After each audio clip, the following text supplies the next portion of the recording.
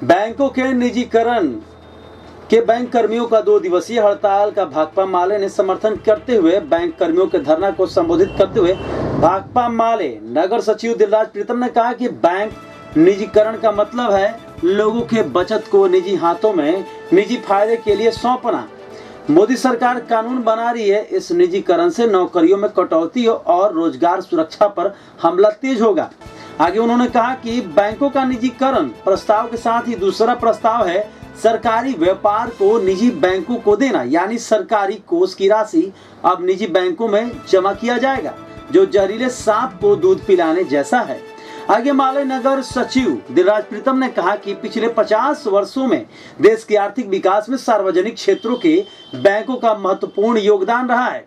जनता का मेहनत से कमाई गई बचत का विध्वंस संरक्षक की भूमिका में रही है। गांव-गांव तक फैले बैंकों की शाखाओं ने ग्रामीण अर्थव्यवस्था व कृषि क्षेत्र के विकास में अहम योगदान किया है। बैंक राष्ट्रीयकरण ने वर्गीय बैंकिंग की अवधारणा को जन बैंकिंग में बदलने का काम किया है। अच्छा, के लिए द्वारा हड़ताल किया गया, क्या क्या मुख्य मांगे हैं आप लोगों की? हमारा मुख्य मांग है जो बैंकों का निजीकरण हो रहा है, इसके खिलाफ हम लोग का ये आंदोलन है। बैंकों का निजीकरण से सीधे फायदा जो प्राइवेट कंपनियां हैं, जो पूंजीपति है उनको होगा और सीधे नुकसान हमारी देश की गरीब जनता को होगा। वह जनता जो अपना एक पाई जमा करके बैंकों में रख के, सरकारी बैंकों में रख के आश्वस्त रहे कि हमारा पैसा सेफ है। क्या वो पैसा सेफ रहेगा? हमने PNC बैंक को देखा, हमने यस बैंक को देखा, जहाँ की अचानक ही हमें पता चला कि बैंक डूबने के कगार पर है।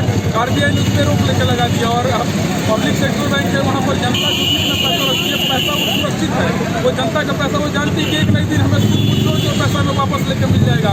इसलिए हमारे यहाँ जो भी जनता इन एडिशन टू दैट जो भी आपका ये प्राइवेट बैंक है उसमें इतने सारे चार्जेस है, अनर्गल चार्जेस है। और हमारा जो सरकारी बैंक है वो गरीबों का जो वृद्धा पेंशन हो गया, जो जनधन योजना हो गया, और जितने भी सरकारी जो सरकार जो आम जनता के जो कार्य है उनको रात दिन अपना मेहनत करके ये कर रहे हैं। सरकारी बैंक सेवा दे रहे हैं और प्राइवेट बैंक लूट खसोट और एक तरह से कहिए कि पूंजीपतियों को और अमीर बनाने का एक अड्डा जरिया मात्र है। भारत सरकार की अगर आप लोगों की सरकार मांग नहीं मानती तो और क्या करेंगे आप लोग?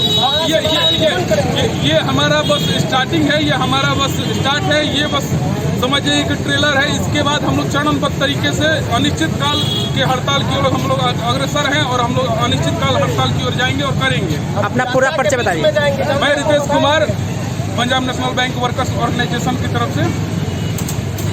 आपका जो यह हड़ताल है, उस हड़ताल का समर्थन हमारी पार्टी CPIML भाकपा माले ने आह्वान किया अपने कार्यकर्ताओं से, अपने नेताओं से और अपने आधारों के बीच कि भाई बैंकों का जो हड़ताल है, बैंक यूनियनों का जो मांग है वो देश हित में है, वो जायज है और हम इसका समर्थन करते हैं।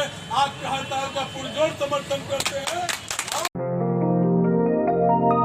अरे शिखा कहाँ रह गई? महारानी होगी कहीं ब्यूटी पार्लर में। अरे रमा, तू तो यहाँ होके भी यहाँ नहीं। कहाँ खोई हुई है? कुछ नहीं, सोच रही हूँ लॉकडाउन के बाद हमारी जिंदगी तो पटरी पर आ गई, पर बच्चों का क्या? स्कूल में पढ़ाई पहले ही चौपट थी, अब तो मानो पढ़ाई से दिल ही उतर गया है। मेरे घर का भी यही हाल है। लो शिखा आ गई। हाय।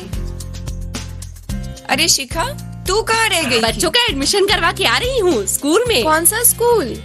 वहीं जहाँ बच्चों को पढ़ाई के साथ साथ अनुशासन, संस्कार, तकनीकी शिक्षा, रोबोटिक्स, खेलकूद और कला संस्कृति का भी ज्ञान दिया जाता है।